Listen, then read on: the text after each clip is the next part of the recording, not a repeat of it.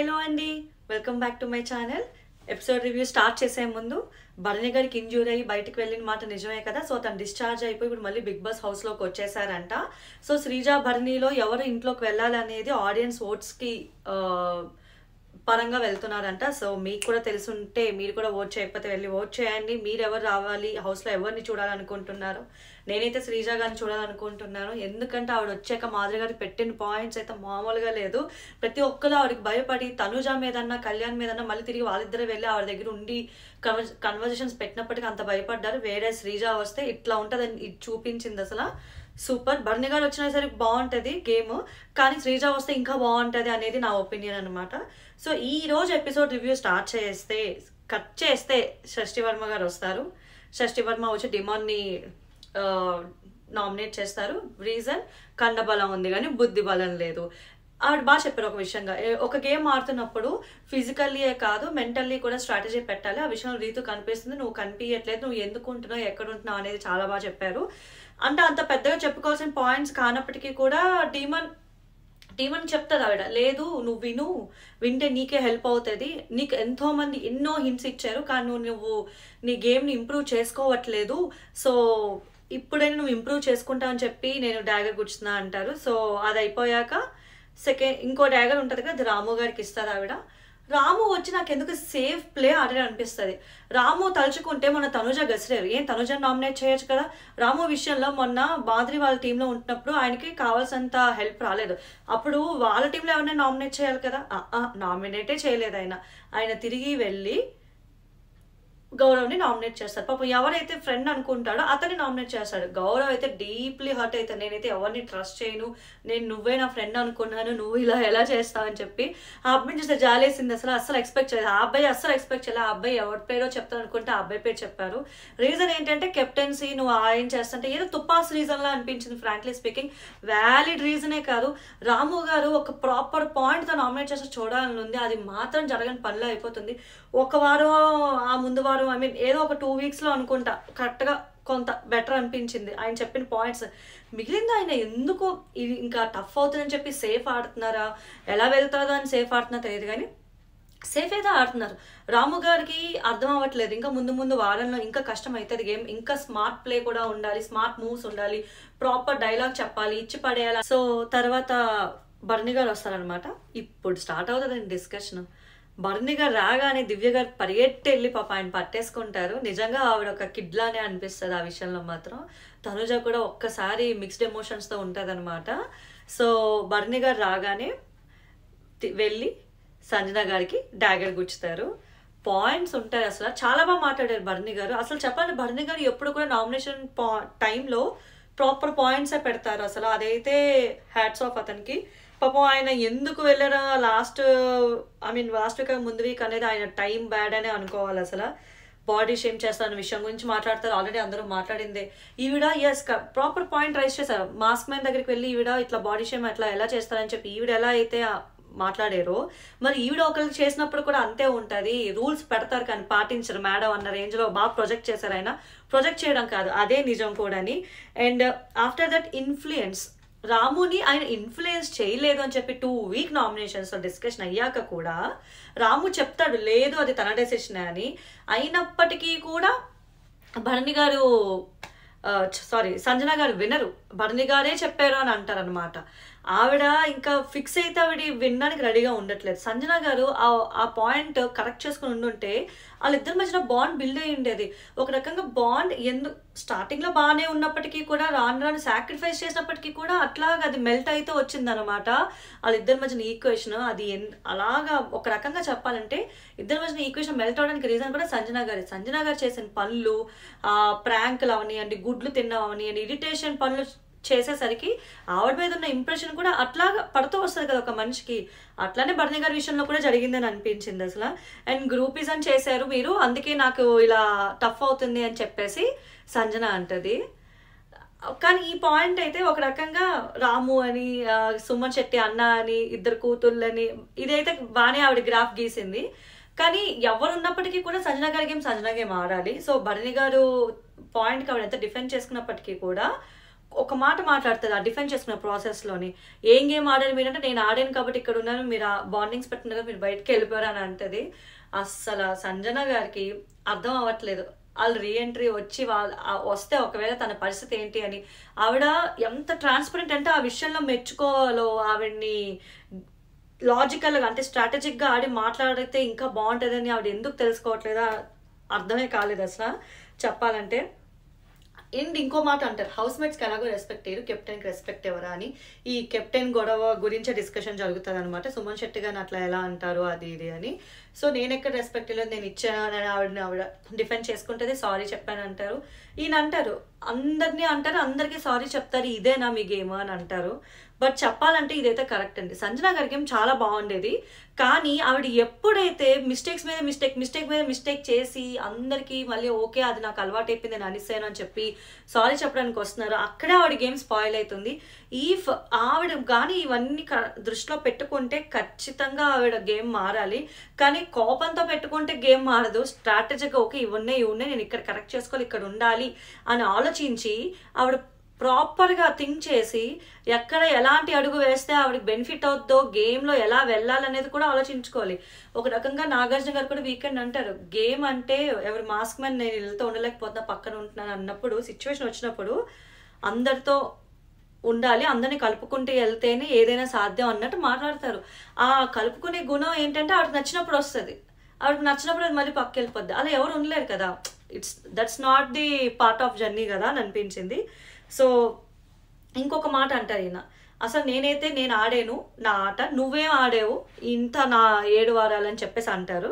నేను at least physical task అన్నీ ఆడాను, మీరేమంటే నేను ఫస్ట్ 3 వీక్స్ ఆడిన తర్వాత నాకు స్కోప్ దొరకలేదు అన్నట్టు సంజన గారు చెప్తే ఈయన ఒక పాయింట్ అంటారు, ఒక్కడి వల్లే నీ జర్నీ ఇట్లా లాక్కుంటూ వస్తున్నా, ఒక్కరు లేకపోతే నేను లేవు అన్నట్లు మాట్లాడతారు. మీరైతే బాండింగ్స్ ఇప్పుడు వచ్చేసి మీరు ఇట్లా అంటే మా బాండింగ్ ఏదో బ్రేక్ అయిపోద్ది అనుకుంటున్నారా అది ఇది అని మాట్లాడతారు.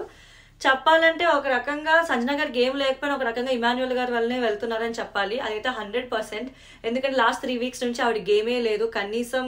అసలు చెప్పాలంటే లాస్ట్ వీక్ గేమ్ ఆ టాస్క్ కూడా బిగ్ బాస్ క్రియేట్ చేశారు కాబట్టి ఆవిడ ఆ రేంజ్లో అట్లీస్ట్ కంటెంట్, ఆ కామెడీ కంటెంట్ అయినా వచ్చింది. అంత కంటెంట్ వస్తున్నప్పటికీ కూడా మధ్యలో ఈవిడ గేమ్ ఈవిడే స్పాయిల్ చేసుకున్నారు, సుమన్ శెట్టి గారితో గొడవ వేసుకున్నారని కూడా అనిపించింది. ఎక్కడో ఆవిడ గ్రాఫ్ చూస్తే మాత్రం ఒక రకంగా ఇమాన్యుయల్ వల్ల కూడా ఆవిడ సర్వైవ్ అవుతున్నారు అనేది యాక్సెప్ట్ చేయాల్సిన నిజం. అది భరణి గారు ప్రాపర్ పాయింట్ చెప్పారు. ఆ పాయింట్ ఆయన పెట్టినప్పుడైనా సంజన గారు రియలైజ్ అయ్యి బాండ్ బ్రేక్ చేయాల్సిన అవసరం లేదు, ఆవిడ గేమ్ ఏ రేంజ్లో ఆడాలి, ఎలా ఆడాలి ఇంకా అన్న క్యాలిక్యులేషన్ వేసుకోవాలి. ఆవిడ మంచి పాయింట్స్ చెప్పారు. వచ్చిన వాళ్ళందరూ కూడా సంజన గారు చెప్పిన అన్ని మంచి పాయింట్సే. ఆవిడ కానీ ప్రాపర్ అనలైజ్ చేస్తే ఆవిడ మిస్టేక్ ఎక్కడ చేసింది, దాన్ని ఎలా మార్చుకోవాలనేది గట్టిగా అనలైజ్ చేస్తే ఆవిడ వేరే లెవెల్లోకి వెళ్తారనమాట గేమ్ విషయంలో. ఆవిడలో అది ఉంది, ఆ గేమ్ ఆడే తత్వం కానీ ప్రతిదీ ఉంది. బట్ టైం వచ్చినా సరే ఆవిడ బయటికి తీసుకురావట్లేదు అనేది చెప్పుకోవాలన్నమాట. సో ఆవిడతో ఒక డాగర్ అయ్యాక ఇంకో డాగర్ ఇవ్వాలి కాబట్టి దివ్య అంటారు, నాకు ఇవ్వండి, నాకు కావాలి, నాకు పాయింట్ ఉంది అని అంటే దివ్యకి ఇవ్వరు. అసలు దివ్య కాస్త ఎందుకో చూడరు అనమాట భరణి. మేబీ అందరూ బాండింగ్ అని దివ్య వాళ్ళని ఎక్కడ బయటకు వెళ్ళిపోయారనో, లేదా తనుజ వల్ల ఆల్రెడీ తనుజకి బయట ఎంత పిఆర్ వెళ్తుందో, పిఆర్ అనే కాదు ఓ రేంజ్లో క్రేజ్ వెళ్తుందని చెప్పాలి. అందుకని తనుజతోటే మాట్లాడారో మరి ఏమో తెలియదు కానీ దివ్యకి ఎవరు. దివ్య పాపం చాలా బాధపడుతుంది. నేను ఆయన వస్తాను పన్నీర్ కర్రీ కూడా చేసి లాన్ పెట్టాను కనీసం ఆయన చూడలేదు అని చెప్పేసి అంటది అనమాట. సో డైవర్ట్ అవుతుంది. నిఖిల్కి ఇస్తుంది అనమాట డాగర్. ఈ విషయం గురించి మళ్ళీ డిస్కస్ చేస్తాం. సో నిఖిల్ ఎవరు నామినేట్ చేస్తా అంటే తనుజని నామినేట్ చేస్తాను. నువ్వు ఏం ఆడవు, ఏం గేమ్ ఆడలేదు, నేను అమ్మాయిని, నాకు ఈ టాస్క్ అవుతుంది కదా లాస్ట్ వీక్ మొన్న కెప్టెన్సీ టాస్క్లోని తనుజ గారు ఒక మాట అంటారు, మీరైతే అబ్బాయి ఎప్పుడైనా విన్ అవ్వచ్చు, ఛాన్స్ ఉంది, నా అమ్మాయిని కదా నాకు ఇచ్చేయచ్చు కదా అని అంటది అనమాట తనుజ. అలా ఎలా అంటారు, వీళ్ళు ఎలా బెగ్ చేస్తారు అని నిఖిల్ అంటారు అనమాట.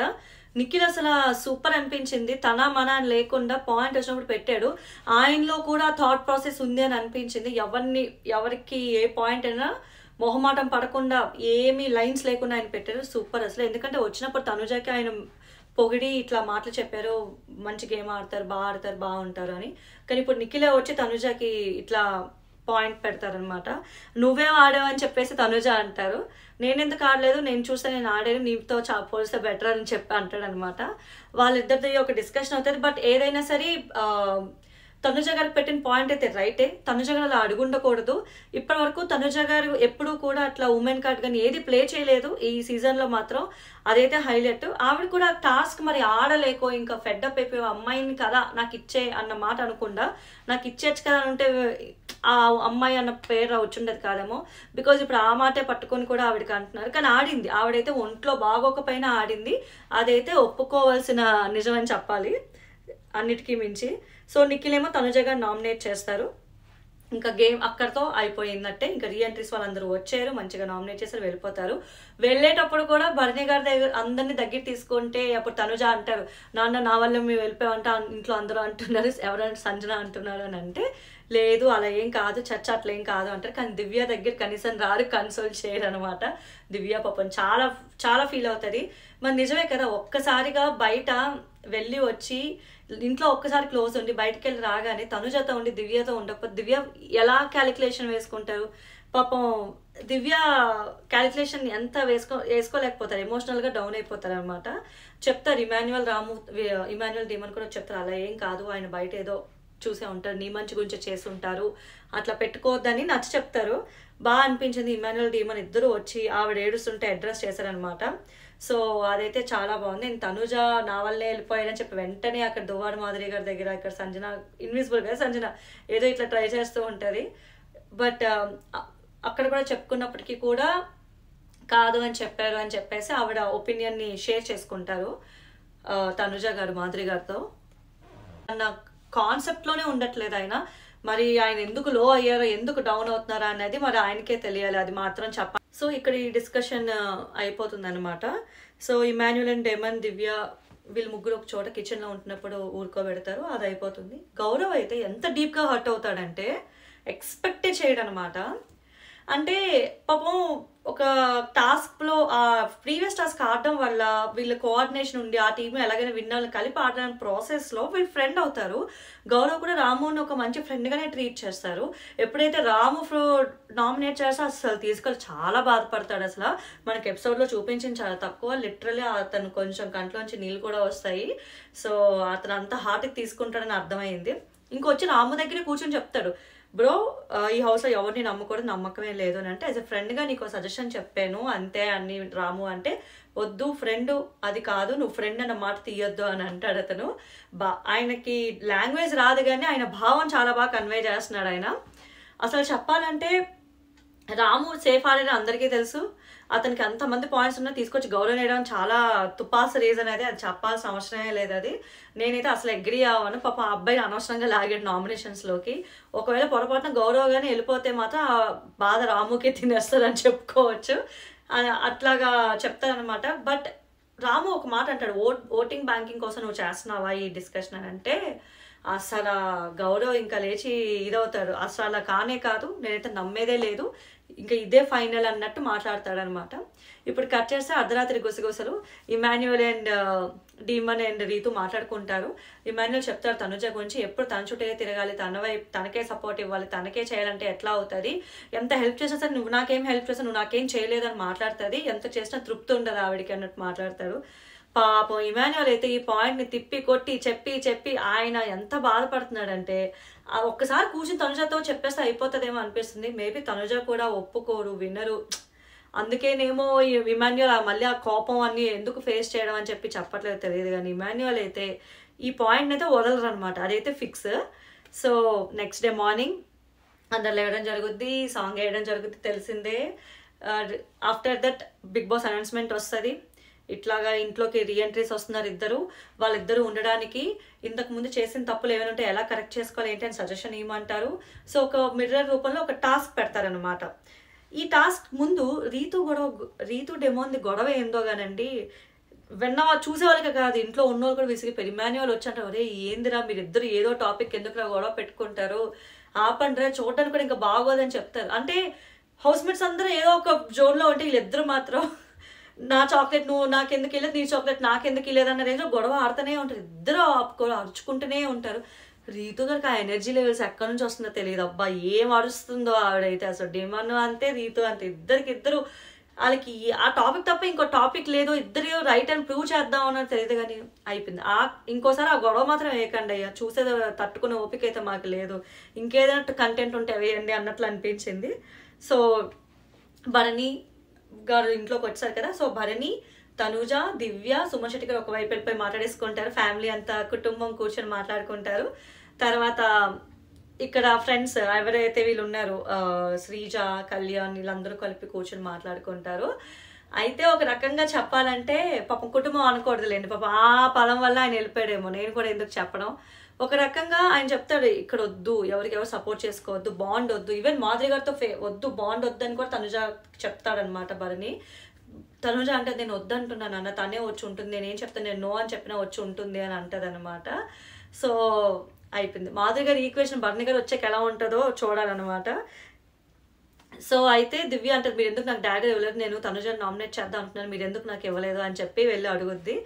సో మొత్తానికి అప్పుడైతే వెళ్ళి దివ్య దగ్గరికి వెళ్ళి ఎలా ఉంది ఏంటి అని మాట్లాడతాడు అనమాట. అప్పుడు దివ్య గారు సో ఇప్పుడు టాస్క్ స్టార్ట్ అవుతుంది అనమాట.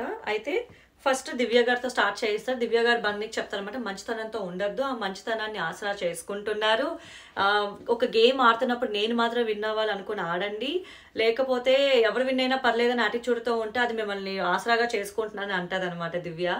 ఖచ్చితంగా తనుజను ఉద్దేశించి అన్నట్టే అనిపిస్తుంది, వేరే వాళ్ళు ఎక్కడ నా క్యాలిక్యులేషన్లోనే లేరు, మీకు కూడా అనిపిస్తే కామెంట్ డౌన్ చేయండి. అంటే అక్కడ బన్నీ చెప్తాడనమాట, నేను మంచి సపోర్ట్ అంటే ఒకళ్ళు విన్ అవ్వాలనుకున్నా ట్రస్ట్ చేసినా సరే అది ట్రస్ట్ నమ్మి హోప్ కూడా వచ్చింది, సో నమ్మడం వరకే, హోప్ పెట్టుకోకూడదు అన్నట్టు భరణి గారు కూడా చెప్తారు. తర్వాత చెప్తారనమాట ఇంకా నుంచి అలా ఉండదు అన్నట్లు చెప్తారు. ఈ మేర ఇప్పుడు శ్రీజాకి చెప్తారు ఆర్గ్యుమెంట్ లాగ్ చేయొద్దు, రిపీట్ చేయొద్దు అని. శ్రీజ కూడా అగ్రీ చేస్తారు. కరెక్టే, ఫస్ట్ 2 వీక్స్ కూడా శ్రీజ గారికి అదే మైనస్ అయింది.